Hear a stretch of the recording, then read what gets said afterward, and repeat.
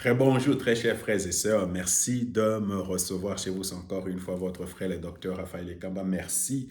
Alors, j'étais en train de partager avec vous la première décision qu'il faut prendre cette année si tu veux vraiment expérimenter Dieu. Et cette décision, c'est de te réjouir. Il faut savoir que la joie qui nous amène à la paix, la joie qui nous amène à expérimenter Dieu, à être rempli du Saint-Esprit, la joie qui nous conduit à la victoire.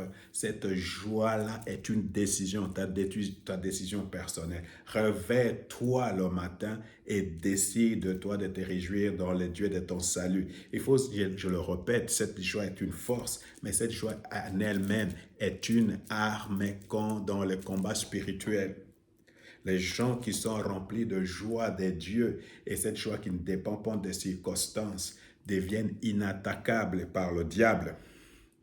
Alors, j'étais en train hier de vous dire les différentes expressions de cette joie-là. C'est la louange, j'essaierai de reconnaître combien Dieu est grand par rapport à nos problèmes. Alors, quand nous réalisons cela, nous faisons des proclamations, nous jubilons, nous rions, nous dansons et tout ça. C'est le contraire de pleurer, de gémir et tout cela. Maintenant, alors, je vais lire Ésaïe chapitre 28, verset 31. Ne le sais-tu donc pas? N'as-tu pas appris que l'Éternel est Dieu de toute éternité? C'est lui qui a créé les confins de la terre. Il ne se lasse pas, il ne s'épuise pas et son intelligence ne peut être sondée. Il donne de la force à qui est lasse. Il augmente la vigueur de celui qui est épuisé. Les jeunes gens se lassent et ils s'épuisent, et même des robustes gaillards tombent. Mais ceux qui comptent sur l'Éternel renouvellent leur force. Ils prennent leur envol comme des jeunes aigles. Sans se lasser, ils courent, ils marchent en avant et ne s'épuisent pas. C'est ce que je te souhaite. Mais pour que cela arrive, il faut que tu sois un homme qui est dans la joie. Il faut que tu sois un homme qui ne dépend pas des circonstances autour de toi. Alors, j'ai constaté que dans nos vies, il y a deux catégories de personnes. Il y a les poules et il y a des aigles. Alors, les aigles, ils volent plus haut et regardent les problèmes d'en haut. Alors que le poule, il regarde les problèmes toujours d'en bas. Et ils ne peuvent pas voler plus que leurs problèmes. Alors, ils font toujours des quoi et partout. Alors que l'aigle, dans le même calme, monte. Alors, c'est que moi, je viens t'inviter.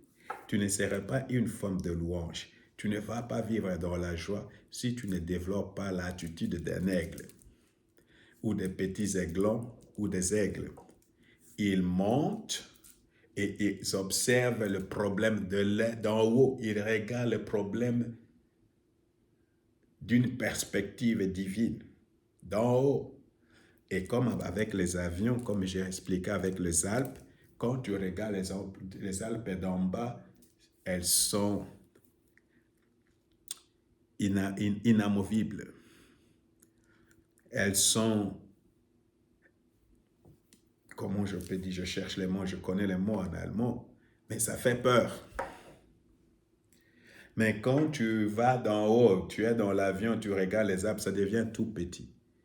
Alors c'est ça, il faut que tu changes de perspective. Regarde les choses de la perspective divine et commence à jubiler. Parce que quand tu regardes les choses de cette façon-là, Dieu va intervenir, tu comprends? Alors, et tu commences à dire, Dieu est plus grand que mon problème. Dieu est plus grand que la stérilité. Dieu est plus grand que le cancer. Dieu est plus grand que le chômage. Dieu est plus grand que l'inimitié. Dieu est plus grand que le diable. Et tu commences à louer Dieu. Tu commences à l'élever. Tu commences à proclamer. Tu commences à danser, à jubiler. Et c'est ça la décision qui va t'amener à la victoire. Mais si tu commences à gémir, tu commences à murmurer, tu commences à parler avec les arbres, avec tout le monde sur ton problème, tu ne vas pas changer ta situation. Quelqu'un va peut-être t'aider, mais tu seras l'homme le plus malheureux.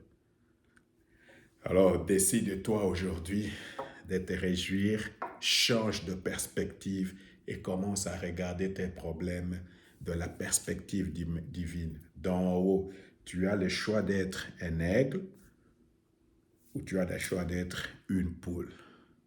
Que le Seigneur te bénisse.